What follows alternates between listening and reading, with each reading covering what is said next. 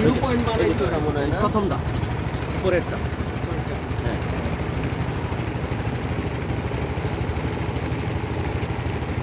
ওদের সবই view point, বুঝছেন?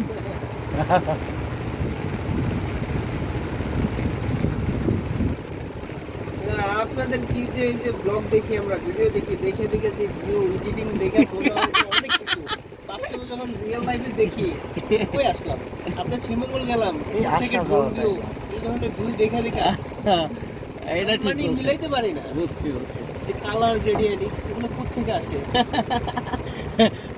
আমরা আপনাদেরকে প্রতারিত করছি।